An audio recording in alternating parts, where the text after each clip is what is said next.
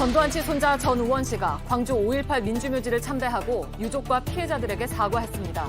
잠시 뒤 뉴스룸에선 전 씨를 직접 연결해서 광주를 찾은 이유와 소회를 들어보겠습니다. 정부와 여당이 2분기 전기요금과 가스요금 올리는 걸 잠정 보류하기로 했습니다. 며칠 만에 입장을 바꾼 건데 국민 부담을 고려해서 여론을 더 들어보고 결정하겠다는 겁니다. 오늘 한낮의 최고 기온이 28도를 넘는 등 전국 곳곳이 예년 기온을 크게 웃돌았습니다. 주말에도 초여름 날씨가 이어질 거란 예보입니다. JTBC 뉴스룸을 시작합니다. 정부와 여당이 2분기 전기와 가스요금 인상을 잠정 보류하기로 했습니다. 정부는 동결은 아니고 보류라고 했습니다. 그러니까 언제든 다시 올릴 수 있다는 얘기입니다. 지금은 국민 부담을 고려해서 여론을 더 들어보고 결정하겠다고 했습니다. 먼저 김도훈 기자입니다. 정부와 여당은 2분기부터 적용되는 전기 가스 요금을 결정하기 위해 오늘 오전 모였습니다. 결론은 잠정 보류였습니다. 전문가 자담회 등 여론 수렴을 좀 더 해서 추후에 결정하기로 했습니다. 국민 부담이 늘어나는 것을 먼저 고려한다는 원칙 아래 인상 시기와 폭을 조절하겠다는 겁니다. 한전과 가스공사의 고액 연봉에 대한 국민들의 곱지 않은 시선을 감안해 두 기관의 자구책을 먼저 받겠다고도 했습니다.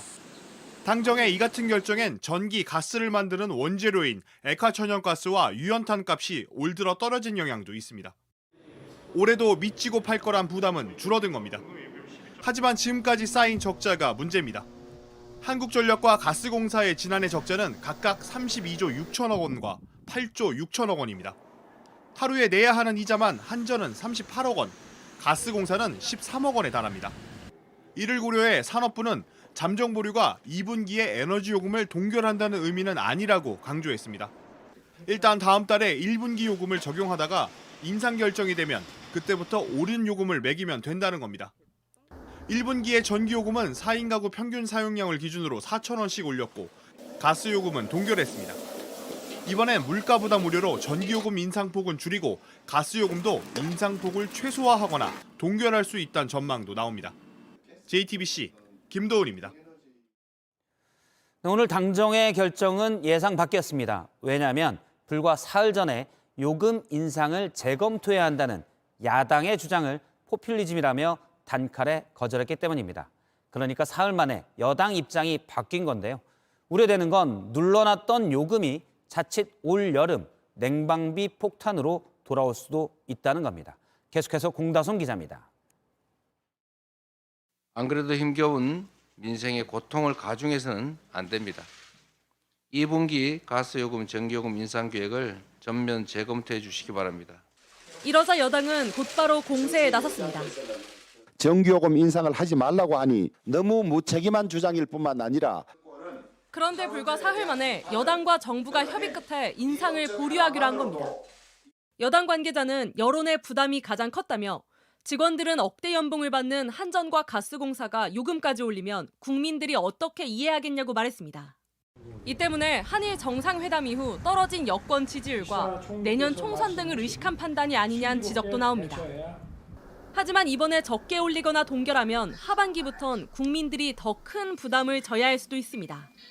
날씨가 더워지며 전력 사용량이 급격히 늘어나는 3분기에 인상할 경우 더 큰 냉방비 폭탄으로 돌아올 수 있습니다. 지금은 많이 떨어진 국제 에너지 가격이 하반기에 오름세로 돌아설 경우 인상폭을 더 키워야 할 수도 있습니다. 문제는 하반기가 되면 내년 총선을 더 의식할 수밖에 없다는 겁니다. 유보하면 유보할수록 더 올리기 힘들어집니다. 한전이 전기를 사올 돈이 지금 모자른 상황이에요. 요금이 올라야 될 게 안 오르면 발전사까지 어려워지고 그것은 곧 정전의 위험으로 갈 수 있고 총선 때문에 하반기에도 안 올리면 더 심각한 상황을 맞을 수 있다는 우려가 커지고 있습니다. JTBC 공다솜입니다. 네, 올 들어 지난달까지 세수가 1년 전보다 16조 원 가까이 줄었습니다. 단군 이래 최대 감소폭이란 말까지 나왔습니다. 내수가 부진한 데다 부동산 거래도 크게 줄면서 관련 세수가 뚝 떨어졌습니다. 여기에 종부세 등이 줄어드는 하반기에 걷는 세금도 쉽지 않아 보입니다. 세수 펑크가 현실화할 수 있다는 우려가 나옵니다. 장서윤 기자입니다.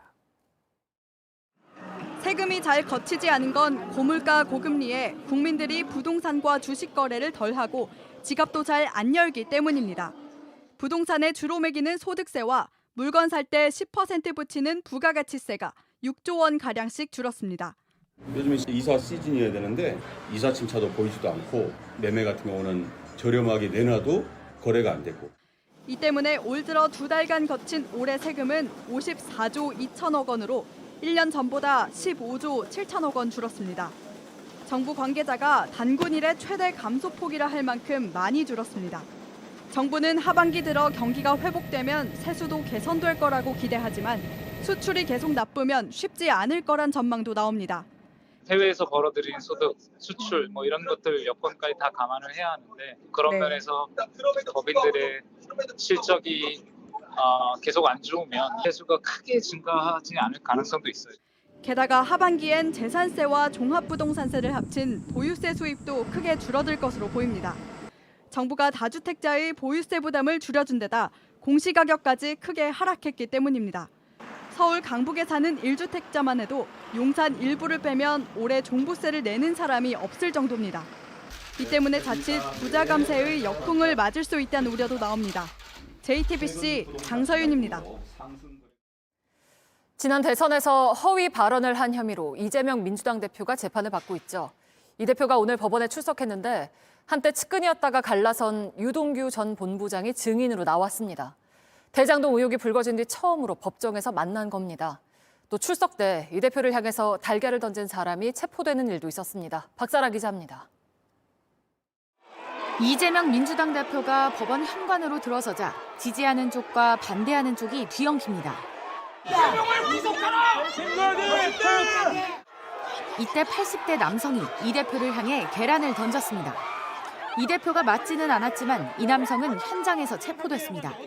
이 대표는 아무 말 없이 법정에 들어갔지만 오늘 유동규 씨와 첫 법정 대면인데요. 입장 있으신가요?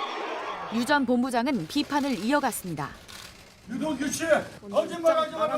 따뜻하게 살아야 돼. 전에 말씀하실 거 있으세요? 좀 거짓말을 좀 안 하고 나한테 했다면 좋겠다 말씀만 드리겠습니다. 이재명 대표는 지난 대선 당시 고 김문기 성남도시개발공사 처장을 시장 재직 때는 몰랐다며 허위 사실을 퍼뜨린 혐의로 재판을 받고 있습니다. 대장동 의혹이 불거진 후 처음 만난 두 사람은 법정에서 눈도 마주치지 않았습니다. 유 전 본부장은 2015년 해외 출장 당시 이 대표가 김 전 처장과 요트를 타서 참돔 낚시를 했다고 증언했습니다. 이 대표 측은 여행 갔으니 친하다는 건 말이 안 된다며 검찰이 제출한 사진에는 두 사람이 마주하는 장면도 없다고 말했습니다. 이에 검찰 측은 눈맞춤 사진이 없다고 친분을 쌓지 않았다고 보기 어렵다며 나도 웨딩 사진 말고는 부인과 눈 마주친 사진이 없다고 반박했습니다. JTBC 박사라입니다. 검찰이 50억 클럽과 관련해서 박영수 전 특검이 대장동 일당의 사업을 돕는 대가로 최소 200억 원을 약속받은 혐의를 수사하고 있습니다. 저희 JTBC가 입수한 대장동 사업자의 육성 파일에는 우리은행은 큰 사이즈라서 고검장이 없었으면 힘들다는 내용이 담겼습니다. 박 전 특검은 고검장 출신으로 당시 우리은행 이사회 의장이었습니다. 연지환 기자입니다. 대장동 사업에 뛰어든 남욱 변호사와 정영학 회계사는 2014년 자금 확보를 위해 컨소시엄에 우리은행을 참여시키려 했습니다. 검찰은 당시 우리은행 이사회 의장이던 박영수 전 특검이 두 사람을 위해 영향력을 행사한 것으로 의심하고 있습니다. 이와 관련한 2014년 11월 남 변호사와 정영학 회계사의 통화입니다.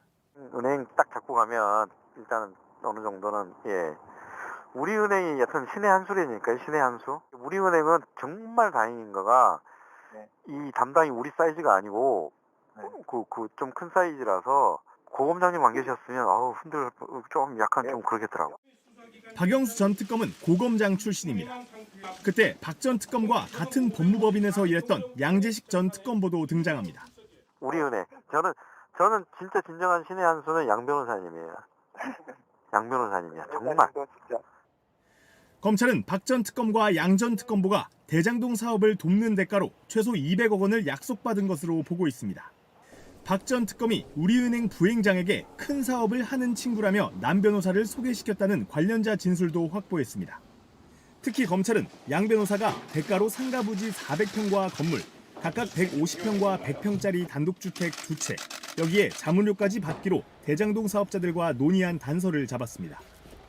다만 우리은행이 컨소시엄에 참여하지 않아 이 돈은 전달되지 않았습니다.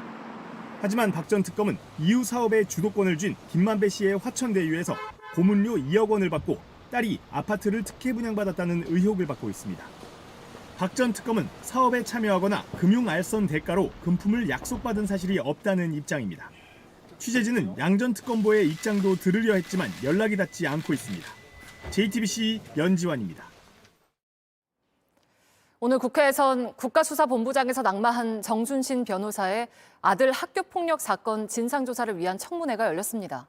그런데 정 변호사는 아프다는 이유로 나오지 않았습니다. 민주당은 정 변호사 없는 청문회는 받아들일 수 없다며 청문회를 다시 열기로 했고 국민의힘은 강하게 반발했습니다. 최규진 기자입니다. 국회 교육위에서 열린 청문회. 증인으로 채택된 정순신 변호사의 모습은 찾아볼 수 없었습니다. 정 변호사는 앞서 국회에 공황장애를 앓고 있다며 불출석 사유서를 냈습니다. 피해자와 원만한 합의를 했다고도 주장했습니다. 민주당은 정당한 이유로 볼 수 없다며 명백한 국회법 위반이라고 비판했습니다. 그 팔팔하던 정순신은 어디 갔고 아들 비리를 밝히려고 청문회를 한다니까 갑자기 3개월 공황장애가 생겼다고 합니다. 국민의힘은 민주당이 협의 없이 일방적으로 청문회를 추진한 게 잘못됐다고 맞섰습니다. 특정인을 타깃으로 한 청문회를 개최하겠다는 것은 다분히 정치적인 의도가 있다고 볼 수가 없습니다. 민주당 소속 유기용 위원장은 청문회 일정을 바꾸겠다며 표결 절차에 들어갔고 국민의힘 의원들이 반발하면서 여야 간의 고성이 오갔습니다. 찬성 9분, 지역적인 것에 불과하고 반대 3분으로 오늘의 청문회 의미는 저 사람들에게 무슨 잘못을 했는지 물어보는 겁니다. 그때도 나와요. 안된 거 아닙니까? 그러면 오늘 하시고 정순신 다시 불러서 다시 하세요. 국민의힘 의원들이 집단 퇴장한 가운데 민주당 의원들은 다음 달 14일 청문회를 다시 열고 정 변호사 가족들을 추가 증인으로 채택하는 안건을 의결했습니다. JTBC 최규진입니다. 다음 달 윤석열 대통령의 미국 국빈 방문 때 공연 일정은 없다고 대통령실이 공식 입장을 냈습니다. 구체적으로 밝히진 않았지만 블랙핑크와 레이디 가가의 합동 무대를 말한 걸로 풀이가 됩니다. 김성한 전 안보실장을 비롯해서 외교안보 라인 핵심들이 전격 교체된 원인으로 꼽혔던 공연인데 결국 무산된 걸로 보입니다. 강희영 기자입니다. 대통령실은 다음 달 한미 정상회담을 앞두고 미국 측과 문화 공연을 조율해왔습니다.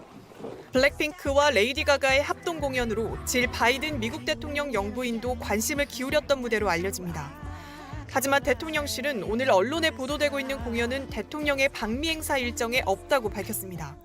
앞서 해당 공연은 김성한 전 안보실장을 비롯해 김일범 전 의전 비서관과 이문희 전 외교비서관 등 대통령실 외교안보 핵심 인사들이 전격 교체된 원인으로 지목됐습니다. 외교안보 라인에서 여러 차례 해당 공연에 대한 보고를 누락했고 이에 윤석열 대통령이 직접 질책도 한 것으로 알려졌습니다. 일각에선 대통령실 내부에서 정보 공유가 제대로 안 되면서 결국 공연도 무산된 것 아니냐는 지적이 나옵니다. 대통령실 관계자는 JTBC에 조율 중 최종적으로 안 하기로 했다며 협상을 늦게 하게 됐고 한미 양국의 톱 가수를 섭외하려면 상당한 시간이 걸리는데 물리적으로 어려움이 있었다고 설명했습니다. 다만 이 관계자는 두 가수의 합동 무대는 무산됐지만 다른 여러 환영 행사가 진행될 거라고 전했습니다. JTBC 강연입니다. 일본 후쿠시마 원자력 발전소의 내부 모습이 공개됐습니다. 핵연료 때문에 두꺼운 콘크리트가 거의 녹아내릴 정도의 상태였습니다. 일본은 예정대로 상반기 중에 후쿠시마 원전 오염수를 방류하겠다는 계획입니다. 정재윤 기자입니다. 두꺼운 콘크리트가 녹아내려 철근이 고스란히 노출됐습니다. 데브리라고 불리는 핵연료 찌꺼기가 덩어리째 떠다닙니다. 일본 도쿄전력이 공개한 후쿠시마 제1원전 원자로 1호기 내부 모습입니다. 2011년 동일본 대지진으로 원전이 폭발한 뒤 내부 바닥 표본 조사가 이뤄진 건 이번이 처음입니다. 일본 언론들은 데브리의 열로 콘크리트가 녹은 걸로 보인다며 향후 붕괴 등을 우려했습니다. 도쿄전력 측은 상반기 중 후쿠시마 원전 오염수 방류를 앞두고 폐쇄된 원자로 내부를 조사했습니다.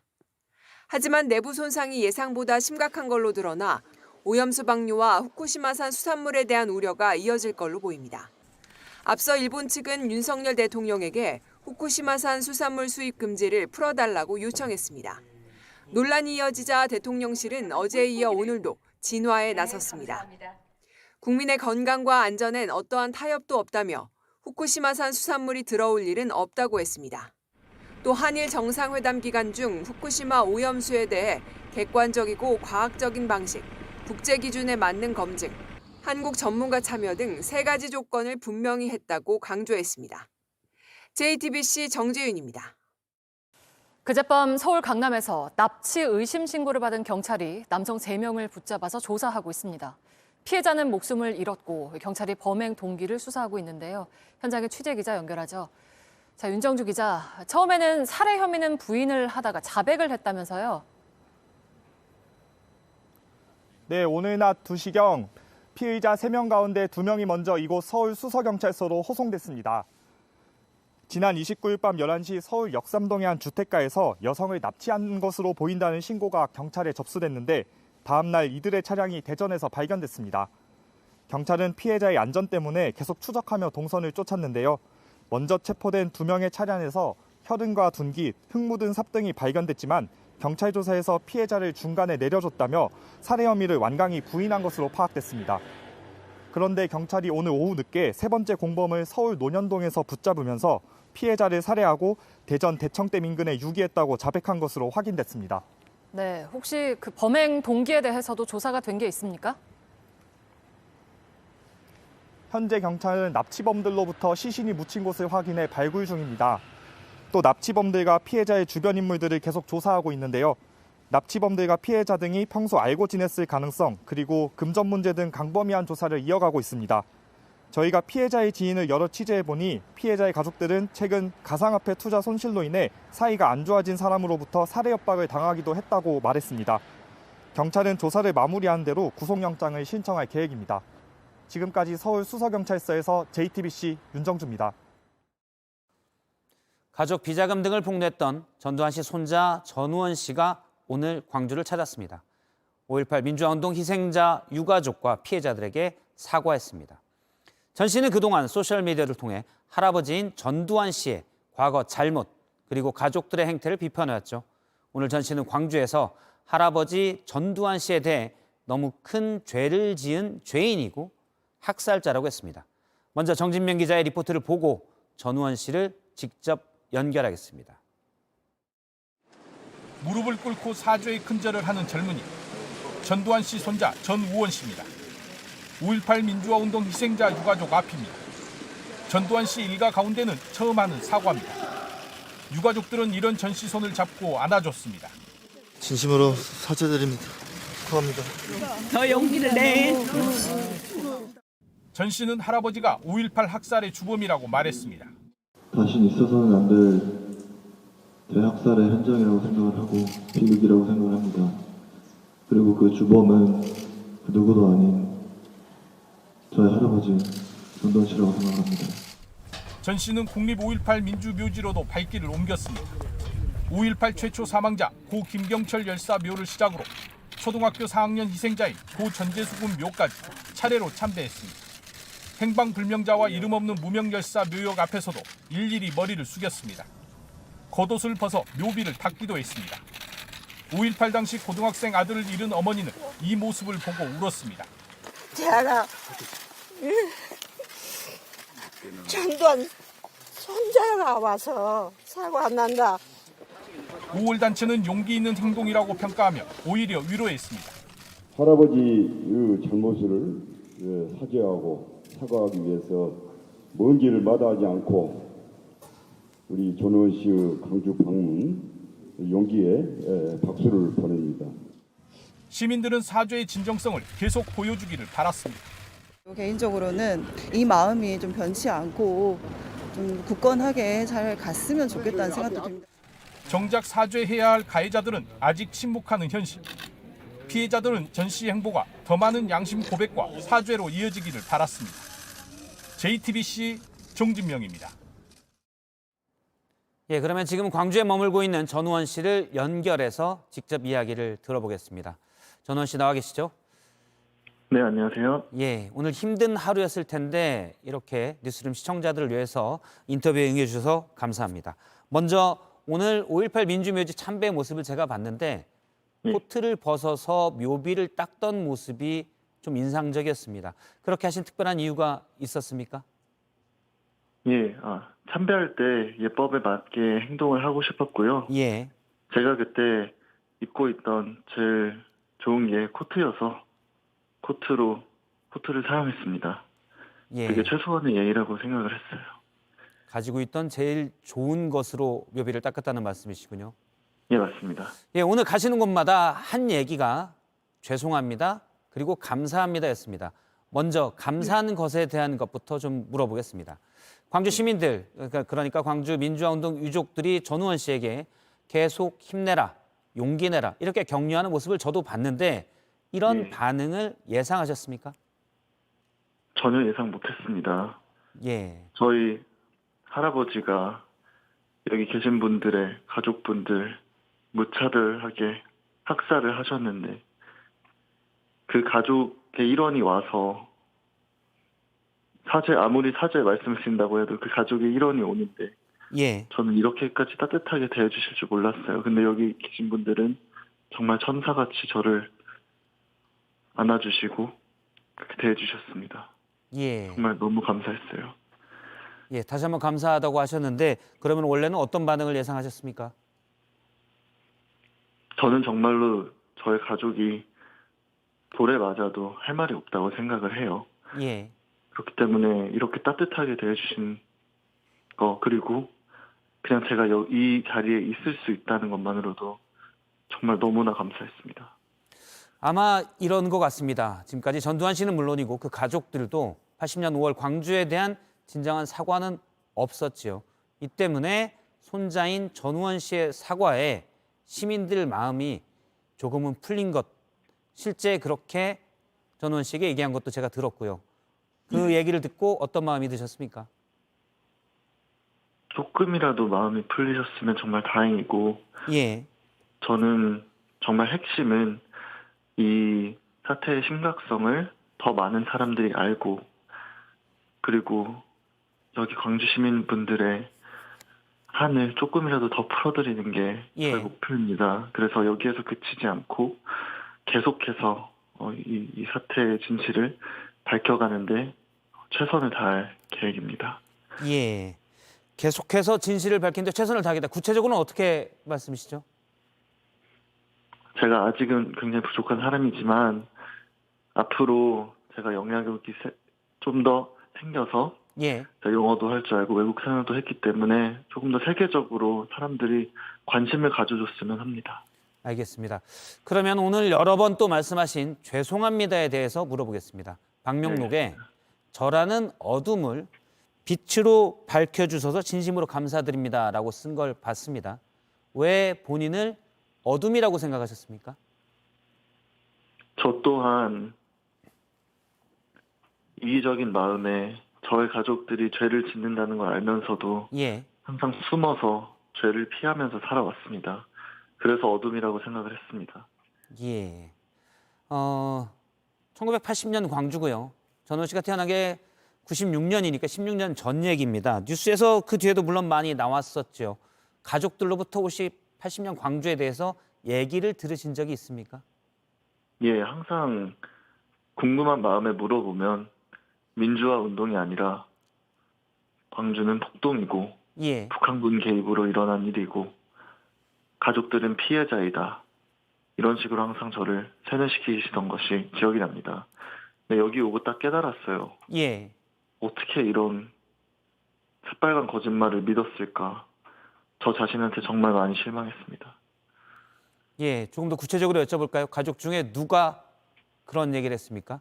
북한군이 개입돼 있고 폭동이었다. 예, 가족 전체가 그렇게 얘기를 합니다. 질문을 하면. 저희 아버지 전재용 씨한테도 여러 번 물어봤을 때 항상 그렇게 대답을 하셨고요. 저희 가족들한테 물어봤을 때는 그렇게 대답을 하시거나 침묵을 하시거나 대화 주제를 하셨습니다. 잠시만요. 전화음이 좀 멀으세요. 할아버지인 전두환 씨는 뭐라고 하셨습니까? 할아버지도 똑같은 반응이셨습니다. 지금 우원 씨가 물어봤을 때 그건 북한군이 온 거고 폭동이었다라고 전두환 씨가 얘기를 했나요? 우원 씨에게? 예. 알겠습니다. 보름 전 전격적으로 소셜미디어를 통해서 관련 내용을 폭로했습니다. 비자금 관련 언급까지 하셨고요. 오늘 광주에서 전우원 씨가 보인 행동, 또 그 전에 폭로 이런 부분들, 가족들이 혹시 여기에 대해서 전우원 씨에게 뭐라고 얘기한 바가 있습니까? 당연히 제가 이런 얘기를 하는 걸 원하지 않기 때문에 저를 막으려는 듯한 와서 얘기하자 이런 식으로 제스처를 많이 보냈지만 저는 틀린 건 틀린 거기 때문에 아무리 가족이라고 해도 이를 외면하고 저는 계속 제가 맞다고 생각하는 길을 걸어갈 것입니다. 알겠습니다. 사실 이 부분도 제가 준비한 질문인데요. 그러니까 전우원 씨의 마약 투약 때문에 여러 행동과 말의 진정성을 의심하는 분도 있습니다. 여기에 짧게 좀 대답을 좀 해주신다면요. 이 부분에 관련돼서는 정말 사죄드립니다.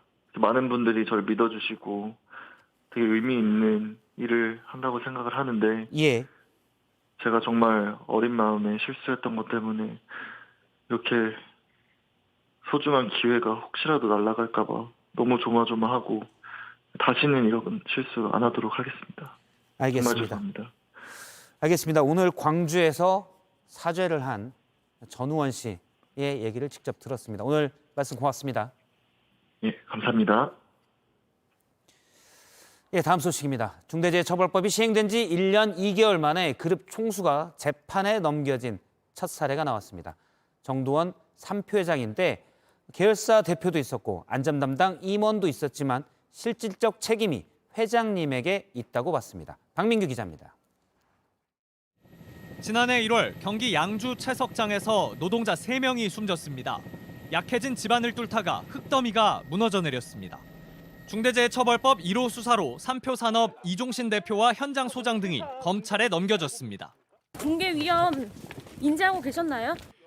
1년 2개월 만에 검찰은 계열사 대표가 아닌 그룹 총수 정도원 회장을 최종 책임자로 보고 재판에 넘겼습니다. 안전에 대한 구체적 보고를 받고 주요 결정을 도맡아 하면서도 정작 위험 요인은 방치해서 노동자들을 숨지게 했던 겁니다. 검찰은 정 회장이 채석산업에 30년 동안 종사한 전문가란 사실에 주목했습니다. 정 회장은 돈이 많이 든다는 이유로 작업 방식을 직접 바꾼 걸로 조사됐습니다. 그래서 채석장 기울기가 가팔라져 위험해진 걸 알았으면서도 목표 달성을 위해 작업을 강행시켰다는 겁니다. 검찰은 특히 3표가 안전 담당 임원, 즉 CSO를 따로 뒀지만 실권은 주지 않았다고 설명했습니다. 대표이사 역시 회장 지시를 따르는 데 그쳐 책임자가 아니라고 판단했습니다.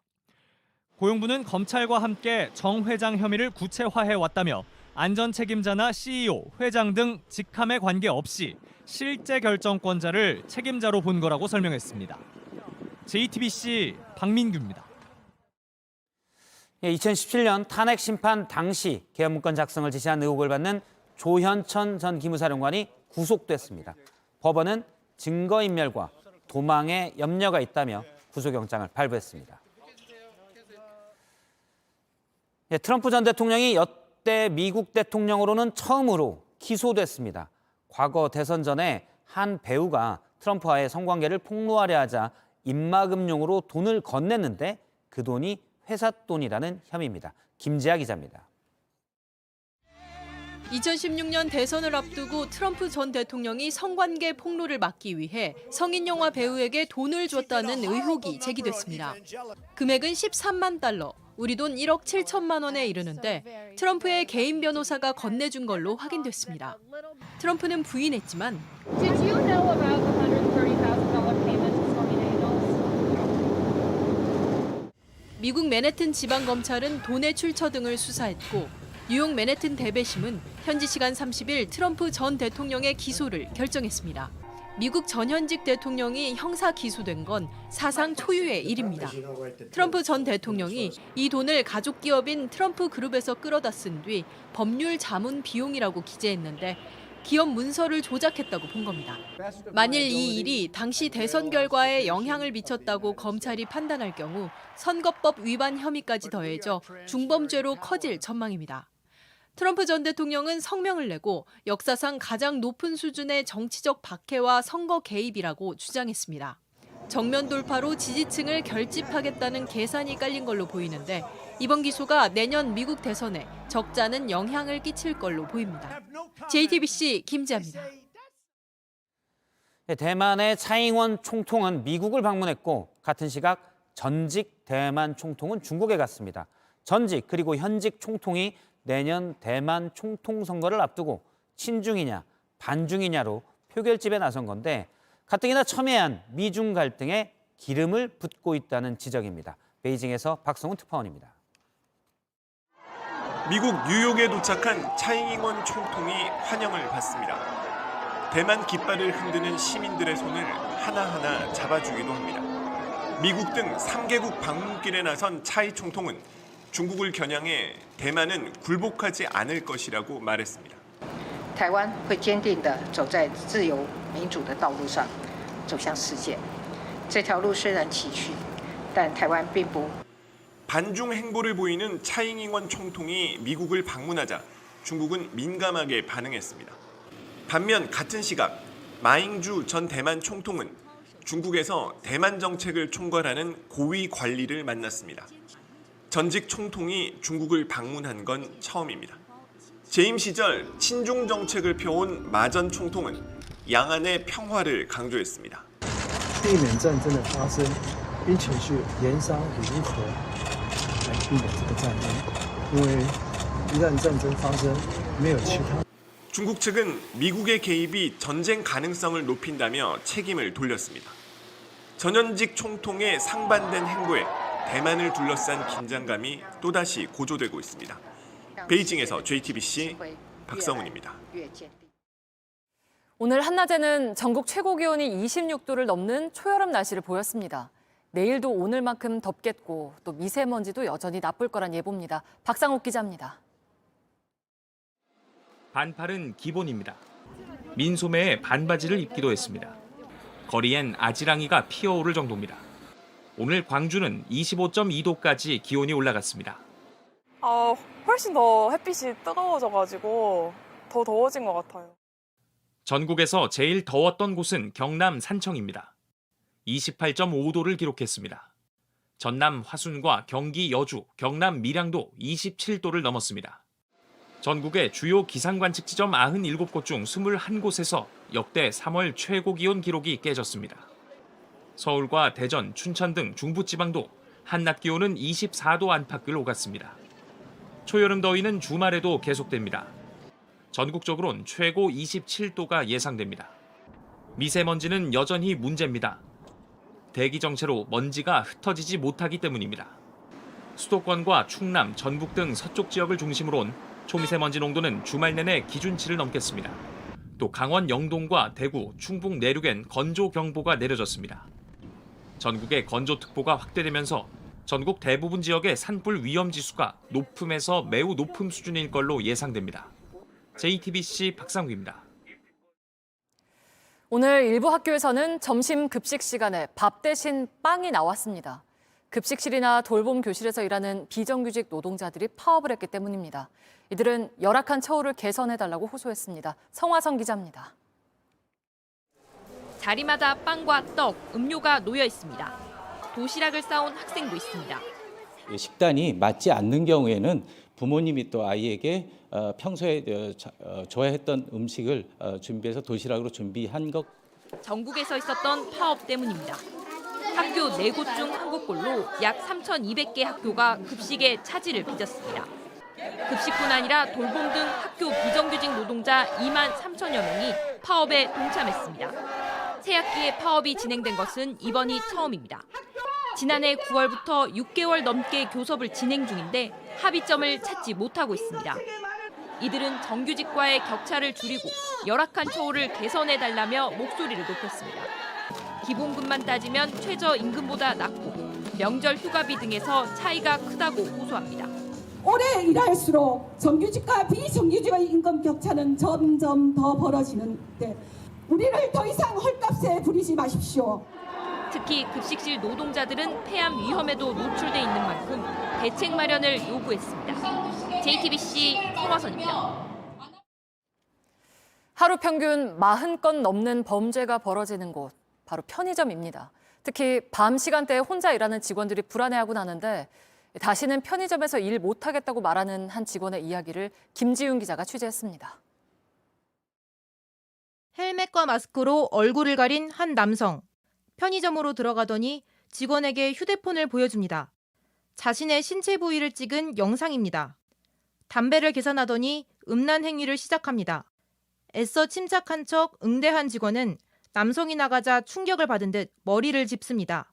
근데 너무 근무자도 당황해서 못 눌렀다고 하더라고요. 또 나중에 보복을 당하지 않을까 그런 생각도 했다고 하더라고요. 남성은 밖으로 나가서도 피해자를 바라보며 1분간 같은 행위를 했는데 이를 CCTV로 확인한 직원은 다른 여성 손님이 못 나가게 막습니다. 피해자는 트라우마를 호소하며 일을 그만뒀습니다. 다시는 편의점 알바 같은 걸 못하겠다. 불안감이 약간 있다고 하더라고요. 남성은 2시간여 만에 경찰에 붙잡혔습니다. 편의점에서 발생하는 범죄는 하루 평균 42건, 성범죄도 하루 1건꼴로 나고 있습니다. 지난 12월엔 마스크를 써달라고 한 편의점 점주에게 40대 남성이 주먹을 마구 휘둘러 경찰에 붙잡혔습니다. 너무 무서워가지고 나갈 때 막 주위 둘러보면서 나가고. JTBC 김지윤입니다.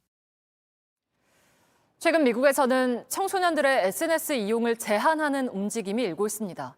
SNS가 술, 담배만큼 해로울 수 있다면서 부모의 감독을 받아야 한다는 취지인데 비판도 만만치 않습니다. 윤세민아 기자입니다. 내년 3월부터 미국 유타주에 사는 18세 미만 청소년들은 인스타그램이나 틱톡 같은 SNS에 가입할 때 반드시 부모의 허락을 받아야 합니다.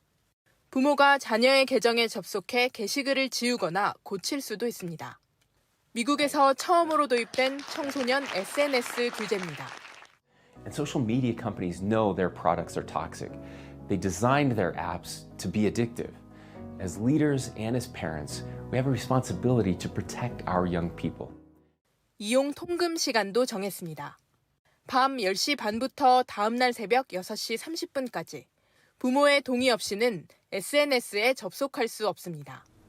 이런 움직임은 확산하는 추세입니다. 오하이오 등 미국 내 다른 지역에서도 비슷한 법안을 검토 중입니다. 우울증과 수면장애 등 SNS 부작용을 이유로 집단 소송까지 이어지고 있는데 업계에선 표현의 자유를 침해한다며 강하게 반발하고 있습니다. 또 거주지와 부모의 정보 등 더욱 민감한 정보가 노출될 거란 비판도 적지 않습니다. JTBC 윤세민입니다.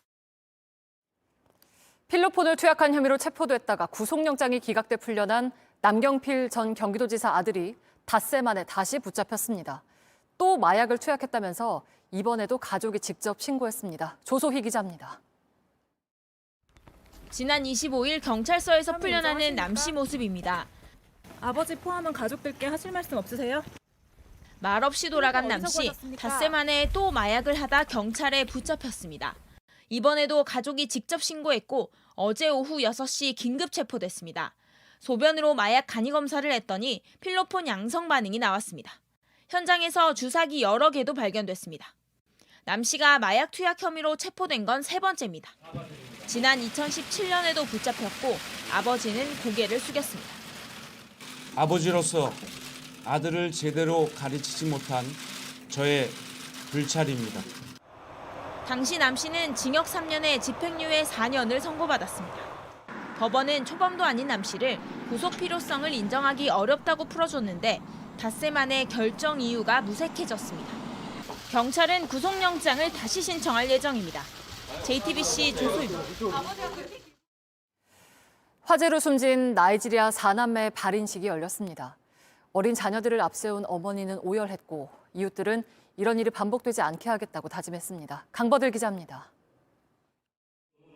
영정사진으로 믿기지 않는 웃는 얼굴 앞에 국화꽃이 놓입니다. 이제 사랑하는 내 아이들이 지내던 추억들을 가지고 이곳에서 살아가야 하는 이들에게 삶을 이어갈 힘과 능력을 더하여 주옵소서. 지난 27일 새벽 화재로 숨진 나이지리아 사남매가 떠나는 날입니다. 일주일 전까지도 사남매와 함께 뛰어놀던 친구들이 마지막 인사를 건넵니다. Please remember my father. Please pray for them. Please don't forget us. Please. 어머니와 어머니를 위로하는 이웃들은 같이 울었습니다. 작은 유골함으로 남은 어린 자녀들. 발을 다쳐 휠체어에 탄 아버지는 유골함을 안지 않은 마지막 순간에야 입을 열었습니다. I don't know why this happened to Kennedy, Gus, Mitchell, I miss you all. 뒤늦게 가족이 살던 안산 다문화 마을 안전 점검이 진행 중이지만 아이들은 이제 돌아오지 않습니다. 불안한 사회, 건강하지 못한 사회에서는 항상 약자들부터 죽어갑니다. 오늘 발인식에 모인 이들은 이런 비극을 막으려면 사회가 바뀌어야 한다고 했습니다. JTBC 강버들입니다. 정몽규 대한축구협회장이 결국 팬들에게 고개 숙여 사과했습니다. 승부 조작의 면죄부를 안긴 지 사흘 만에 비리 축구인 사면은 없던 일이 됐습니다. 오선민 기자입니다. 승부 조작을 포함한 비리 축구인 100명을 사면하겠다던 축구협회가 사흘 만에 전면 철회를 발표했습니다. 승부 조작 사건으로 인해 축구인과 팬들이 받았던 그 엄청난 충격과 마음의 상처를 충분히 헤아리지 못했습니다. 고민과 경각심이 부족했다고 사과했습니다. 한층 엄격해진 도덕의 기준과 함께 공명정대한 그라운드를 바라는 팬들의 높아진 눈높이도 감안하지 못했습니다. 축구협회는 우루과이전이 열린 사흘 전 월드컵 16강 진출을 자축하겠다며 각종 비위 행위로 징계를 받은 축구인들에게 면죄부를 주려 했지만 A매치 보이콧을 포함한 팬들의 거센 저항에 부딪혔고 축구인들의 반대도 들끓었습니다. 잘못된 선택을 해갖고 운동하고 있는 현역 선수들이 힘들게끔 만드냐고, 더 어렵게끔 만들면 안 되잖아. 선배들이 도와줘야지. 사면은 철회됐지만 축구 팬들은 모든 게 끝난 건 아니라고 말합니다. 아직 밝혀지지 않은 52인에 대해서 명단 공개도 하지도 않고 이사회의 회의록도 공개하지 않은 상황이어서 사면하려던 100명 명단을 밝혀 누구를 위한 총극이었는지 밝혀내야 하고 이번 사면 결정을 내린 책임자들에 대한 문책도 반드시 뒤따라야 한다는 주장입니다. JTBC 오선민입니다. 팬들의 뜨거운 배웅 속 대표팀 일정을 마친 이강인이 소속팀 마요르카에 복귀하자마자 훈련을 소화했습니다. 피곤할 법도 한데 밝은 표정으로 스트레칭도 하고 동료들과 패스도 주고받습니다. 마요르카는 내일 새벽 오사수나와 경기를 펼치는데 이강인이 출전할지도 관심이 쏟아졌습니다. Pero es cierto también que los viajes fueron matadores. Entonces vamos a dejarles hoy un poquito masaje, baño, tal, y esperar mañana. 시상센터입니다. 봄 기운이 짙어지면서 도심 곳곳의 벚꽃들이 요즘 절정입니다. 노래 좀 들려오는데요. 자, 그런데 전국 곳곳에 활짝 핀 벚꽃의 종류가 다양하다는 것 알고 계셨나요? 우리나라에서 자생하는 이 토종 벚나무는 6종인데요. 이 중에 대표적으로 이 제주 왕벚나무는 천연기념물로 전 세계에서 우리나라 제주와 해남에만 존재를 합니다. 또 이 섬벚나무는 울릉도에서만 자생을 하고 있습니다. 그런데 이 서울 여의도에 심어져 있는 벚나무를 전수조사해 보니 일본 왕벚나무가 90% 넘게 차지하고 있었습니다. 일본 왕벚나무가 제주 왕벚나무로부터 전파됐다라는 얘기도 있었지만 연구 결과 유전적으로 달랐습니다. 전문가 이야기 들어보시죠. 외견상 둘 다 꽃이 화려하고요. 구분하기가 조금 어려운 부분이 있기는 합니다. 하지만 겨울론의 일본 왕벚나무는 털이 많고요. 우리 제주 왕벚나무는 털이 좀 적은 편이고요. 부모종들이 확연하게 다르기 때문에 DNA 검사를 통해서 확연하게 구분할 수 있는 그런 종이기도 합니다. 네, 아울러 이 왕벚꽃과 이 매화도 구분이 어려울 수 있는데요. 이 벚꽃은 이 꽃자루가 길지만 매화는 꽃자루가 짧아서 가지에 딱 붙어서 꽃이 핀 것처럼 보입니다. 이어서 자세한 주말 날씨 전해드리겠습니다. 주말이자 4월의 첫날인 내일 서울의 낮 기온 26도 등 초여름 날씨가 펼쳐지겠습니다. 중국 내륙에서 달궈진 공기가 서풍을 타고 유입되는 데다 강한 햇볕이 낮 기온을 끌어올리고 있습니다. 여기에 메마른 날씨가 이어지면서 수도권과 강원, 영동, 충청 내륙에선 건조주의보가 건조경보로 강화됐습니다. 자, 내일은 전국이 대체로 맑겠고 중부지방 중심으로 공기질이 여전히 나쁘겠습니다. 기온 보시겠습니다. 아침 기온은 서울 10도, 대전 7도 등 오늘보다 3, 4도 높겠습니다. 낮 기온도 서울, 대전, 전주, 광주 26도 등 경상도를 제외하고 오늘보다 4, 5도 오르겠습니다. 다음 주 월요일까지 서울 낮 기온이 25도 등으로 초여름 날씨가 이어지겠습니다. 화요일 오후부터 비가 시작돼서 목요일까지 이어지겠는데요. 이런 전국에 단비가 내리면서 건조함은 좀 해소가 되고 고온 현상도 누그러뜨리겠습니다. 지금까지 기상센터였습니다. 네, 유튜브로 이어지는 뉴스룸 뒤에선 앞서 다뤘던 미국의 청소년 소셜미디어 규제에 대한 시청자분들의 생각을 들어보겠습니다. 네, 오늘 뉴스룸은 여기까지입니다. 시청해주신 여러분 고맙습니다.